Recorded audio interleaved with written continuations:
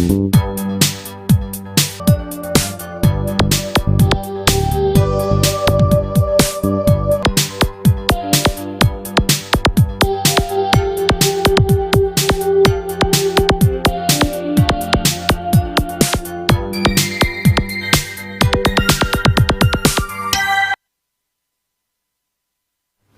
the headlines, disclose Nigeria's loan agreement since 1999, Syrup urges President Tinubu. Labour submits 615,000 naira minimum wage demand in fresh proposal. MDs remitted 835.7 billion naira revenue to federal government in January, and this is coming from Minister of Finance. Over 300 drones missiles fired from Iran to Israel, says Army. NPFL reschedules match day 30 fixtures. Details of these and more will come to you in the bulletin.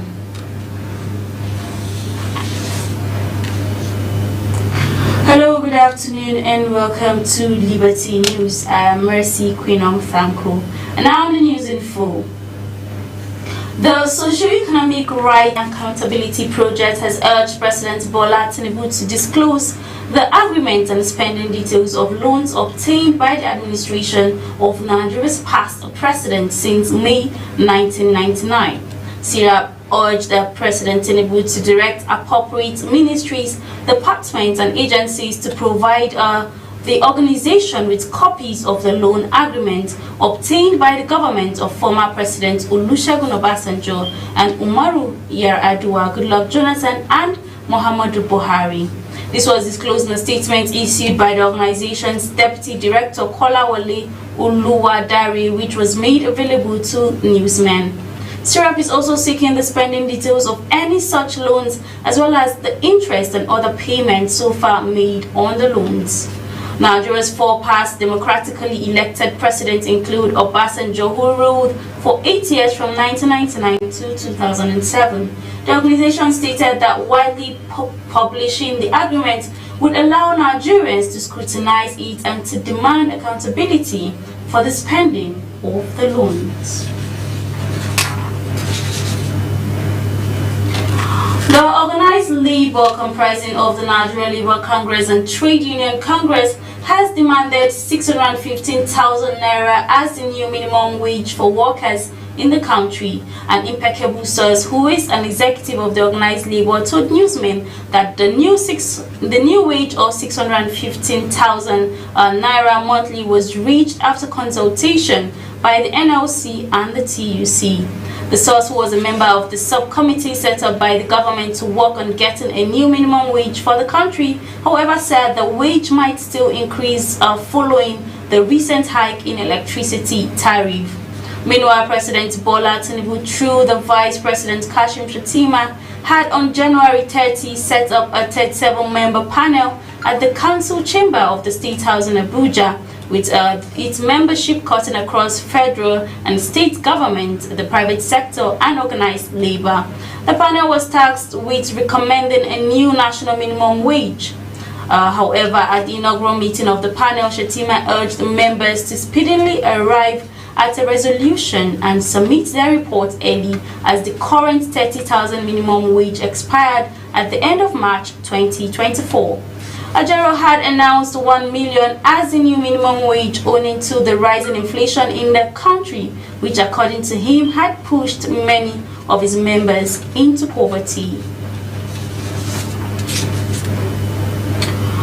Still on the federal government has set up a committee to implement the Cancer Health Fund, CHF. The Director General of the National Institute for Cancer Research and Treatment, NICRAT, Dr. Usman Aliyu, disclosed this at an interactive session organized by NICRAT in collaboration with International Society of Media on Public Health on Saturday in Abuja. The CHF is an initiative of the Federal Ministry of Health aimed at providing cancer treatment to indigent Nigerians and strengthening national cancer care. The initiative commenced in 2021 with 6 pilot hospitals: the Ahmadu Bello University Teaching Hospital Zaria, Kaduna State National Hospital Abuja, the University of Benin Teaching Hospital, among others.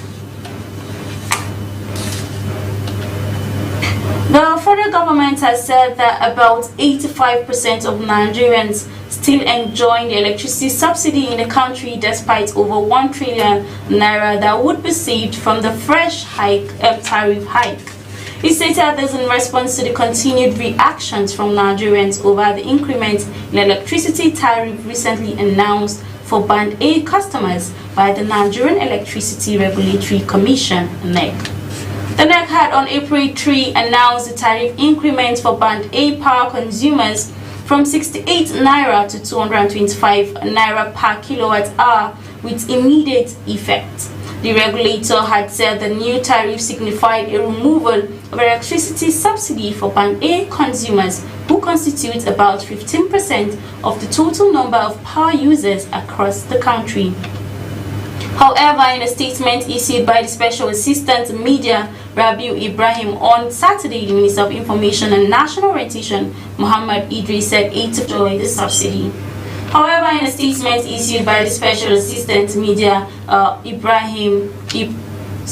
Ibrahim, I beg your pardon, he said 85% of Nigerian population who fall under different categorizations of the new electricity supply regime still enjoy the subsidy.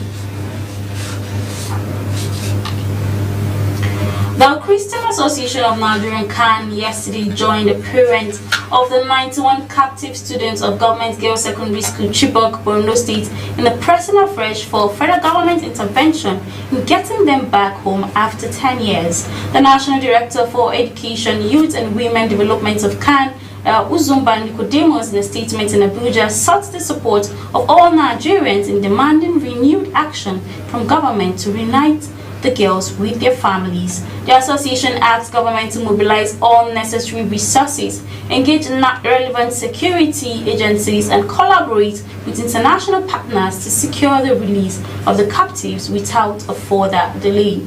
The religious body said the incident is not only a matter of national importance, but also a test of commitment to upholding the rights and safety of citizens, particularly most vulnerable among us. It describes the Chibok girls' case as one that cannot be swept under the carpet, as it represents a horrific tragedy that has left an indelible mark on the nation's conscience. It added that the trauma experienced by the 276 abducted girls from Nigeria is unimaginable. The pain and anguish felt by the parents who have endured sleepless nights filled with hopelessness are deeply felt by CAN.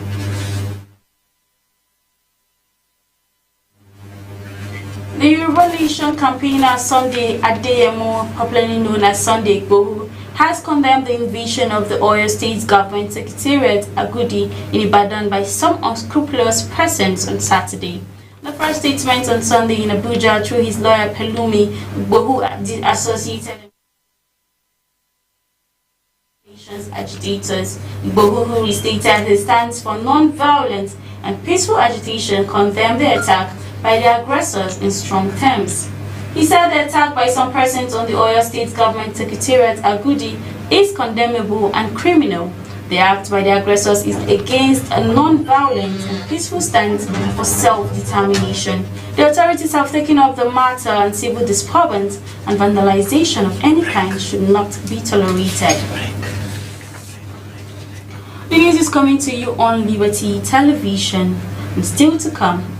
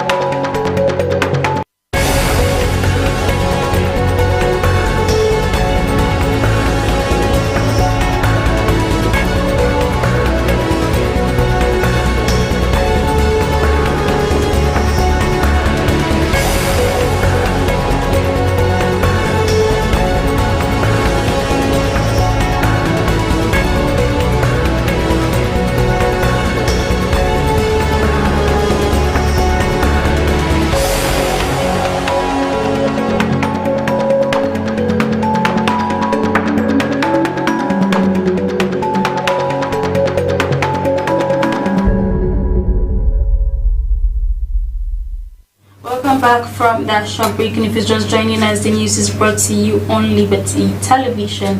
Moving on to other stories now. The Minister of Finance and Coordinating Minister of Economy, Wale Edun, has disclosed that the revenues of the government-owned enterprises, ministries, departments, and agencies increased to 835.70 billion naira in February. These figures indicate a growth of 681.45 billion naira % from 154.25 billion naira MDAs remitted in the same period of 2022.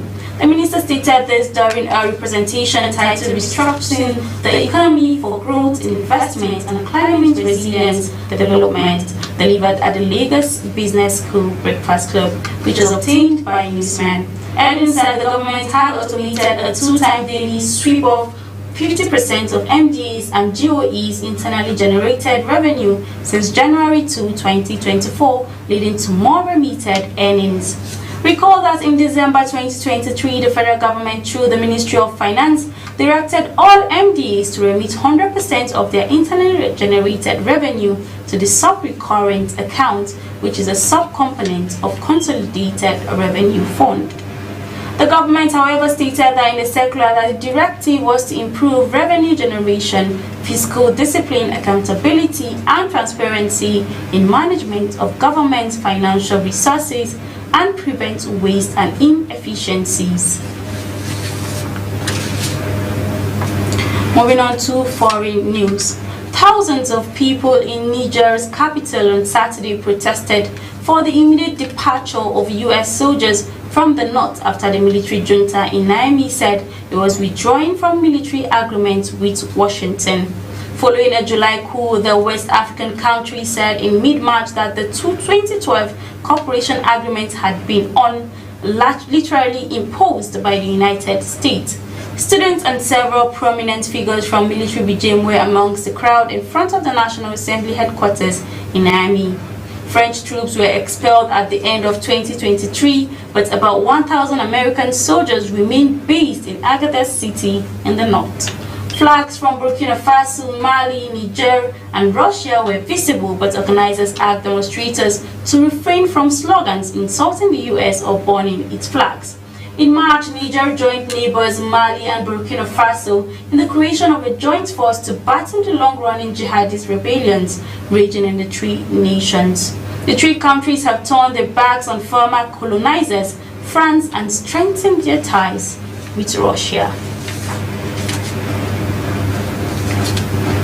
Iran has launched more than 300 drones and missiles towards Israel in its unprecedented attack overnight, injuring at least 12 people on Israel Army spokesperson said. Last night, Iran fired over 300 ballistic missiles, UAVs, and cruise missiles towards Israel. Military spokesperson Rear Admiral Daniel Hagari told Newsman, revising an earlier figure of more than 200 launches. Hagari said 170 drones and 30 cruise missiles were launched, and none of which entered Israel territory, adding that 110 ballistic missiles were also fired and few of them reached Israel. In a separate statement, the Israeli military said that dozens of surface-to-surface missiles launches were identified, with majority intercepted before crossing into Israeli territory. Over the last 2 weeks, Iranian authorities repeatedly vowed to punish Israel after the death of 7 guards, including 2 generals of the Quds force, in an attack that leveled the Iranian consulate in Damascus on April 1. And moving on to sports story, the board of the Nigerian Premier Football League (NPFL) has rescheduled the match day 30 fixtures billed to be held this weekend across the country. However, this was contained in a memo addressed to the clubs by the Chief Operating Officer of the league, Davidson Owomi. The new dates for the rescheduled matches are as follows: Rangers International versus Abia Warriors, Sunday 14 April 2024, and it will be ending with Rivers United versus Plateau United on Tuesday 16 April 2024. Still on sports, Manchester City moved to the top of the Premier League as lowly Luton were eased aside to 5-1 at the Etihad, while Newcastle trashed Tottenham 4-0 on Saturday. Amid a grueling schedule, Pep Guardiola could hardly have wished for a kinder fixture in between the two legs of his side's Champions League quarter-final against Real Madrid. Guardiola made 6 changes from a thrilling 3-3 draw in the Spanish capital on Tuesday, and City seemed set for a stress-free afternoon from the moment they opened the scoring. After just 2 minutes, victory takes City 2 points clear of Arsenal and Liverpool, who both have a game in hand and are in action today. And that's the size of our news package for today. To end the news, here is a recap. In the headlines, we told you that disclosed Nigerian loan agreement since 1999 and Syrup urges President Tinubu. We also told you that Labour submits 615,000 naira minimum wage demands in fresh proposal. MDAs remitted 835.7 billion revenue to federal government in February. This is coming from Minister of Finance. Over 300 drones, missiles fired from Iran to Israel, says Army. NPFL rescheduled March date 30 fixtures. The news team wishes you a pleasant time as we leave you with this Liberty quote by Napoleon Hill, who once said, "Strength and growth come only through continuous effort and struggle." Thanks for watching. I am Mercy Queen Franco. Do enjoy the rest of your day. Goodbye.